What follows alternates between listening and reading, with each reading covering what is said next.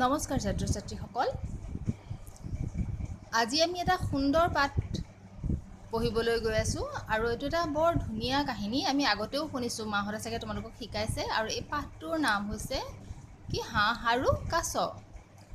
এখন সৰোবৰত এটা কাছ আছিলে আৰু কাছটো দেখিবলৈ বৰ ধুনীয়া আছিলে। তাৰ ডিঙিটো ইমানেই ধুনীয়া আছিলে, ডিঙিটো ধুনীয়া মানে কেনেকুৱা জানা, শংখৰ নিচিনা। শংখত যেনেকৈ তিনিডাল আঁচ থাকে, সেই তেনেকুৱা আছিলে ডিঙিটো। আৰু সেইকাৰণে তাৰ নাম আছিলে কম্বুগ্ৰীব। আৰু সেই কম্বুগ্ৰীবৰ সৰোবৰতেই থাকে। আৰু সৰোবৰতে থকাৰ পিছত তাতে দুটা হাঁহ ফুৰিবলৈ আহে। আৰু সেই হাঁহ দুটাৰ লগত কম্বুগ্ৰীবৰ কি হ'ল, খুব বন্ধুত্ব হৈ গ'ল। এনেকেই তেওঁলোকে সদায় লগ পাই কথা পাতে।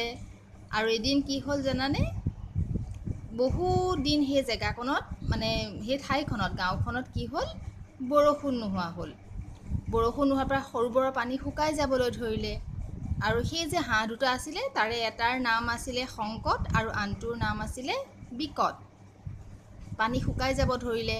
এতিয়া কাছই কি হ'ব, পানী নহ'লেতো তোমাৰ থাকিব নোৱাৰে। সিহঁতি পানীটো থাকে, মাটিটো থাকে, হয় নাই, উভয়চৰ প্ৰাণী হয় কাছ। তেতিয়া কি হ'ল, সেই কম্বুগ্ৰীব নামৰ কাছটোৱে কি হ'ল, বৰ চিন্তা কৰিলে, যেতিয়া পানী শুকাই গ'লে মই কেনেকৈ থাকিম। তেতিয়া কম্বুগ্ৰীবে ক'লে যে মই এটা বুদ্ধি ভাবিছোঁ। বিকট আৰু শংকতক ক'লে যে মই এটা বুদ্ধি ভাবিছোঁ, তোমালোকে এটা কাম কৰিবা, মোক ইয়াৰ পৰা এটুকুৰা বেলেগ জেগালৈ তোমালোকে লৈ যাব পাৰিবা। তেতিয়া বিকট আৰু শংকত ভাবিলে কেনেকৈ, বোলে তোমালোকে এটা কাম কৰিবাচোন, তোমালোকে এডাল লাঠি আনিবা আৰু লাঠিটোৰ দুইফালে তোমালোকে হাঁহ দুটাই শংকত আৰু বিকটে কামুৰি ধৰিবা আৰু লাঠিডালৰ মাজতে মই কি কৰিম, কামুৰি দিম, তোমালোক উৰি যাবা আৰু মই তোমালোকৰ লগতে তেতিয়া উৰি গৈ বেলেগ এটুকুৰা জেগালৈ যাব পাৰিম। তেতিয়া দুয়োটা হাঁহ শংকত আৰু বিকটে কি হ'ল, মান্তি হ'ল। আৰু এডাল কি হ'ল, লাঠি লৈ আহিলে। লাঠি লৈ অহাৰ পিছত দুইফালে দুইটা হাঁহে কি কৰিলে, কামোৰ মাৰি ধৰিলে। আৰু কম্বুগ্ৰীবে কি কৰিলে, মাজতে কামুৰিলে আৰু হাঁহ দুটা উৰি গুচি গ'ল। আৰু লগতে কম্বুগ্ৰীবো উৰি গুচি গ'ল।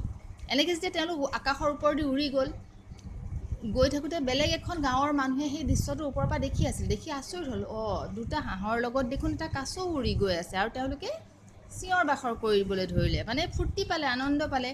আৰু তেতিয়া কি হ'ল, কাছ মানে কম্বুগ্ৰীবে কি কৰিলে, ভাবিলে ইহঁতিনো কিয় চিঞৰ বাখৰ কৰিছে, মই সুধোচোন। সেইবুলি মুখখন মেলি দিয়াৰ লগে লগে কি হ'ল, লাঠিডালৰ পৰা এৰাই কম্বুগ্ৰীব মাটিত তলত পৰি গ'ল।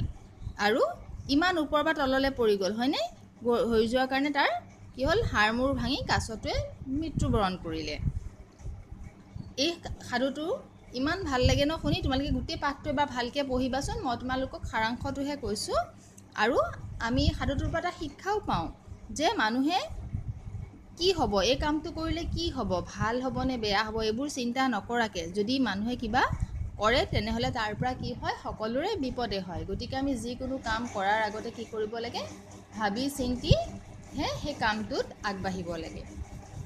ছাত্ৰ ছাত্ৰীসকল, তোমালোকে পাঠটো এবাৰ সুন্দৰকৈ পঢ়িবা, মাহঁতক এবাৰ শুনাবাচোন ধুনীয়াকৈ সাধুটো দেই।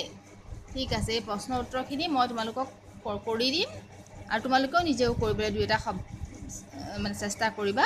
আৰু ইয়াৰ শব্দ অৰ্থখিনি পঢ়িবা। কম্বুগ্ৰীব, শংখৰ দৰে তিনিটা আঁচ থকা ডিঙি। পৰিত্ৰাণ মানে হৈছে উদ্ধাৰ কৰা।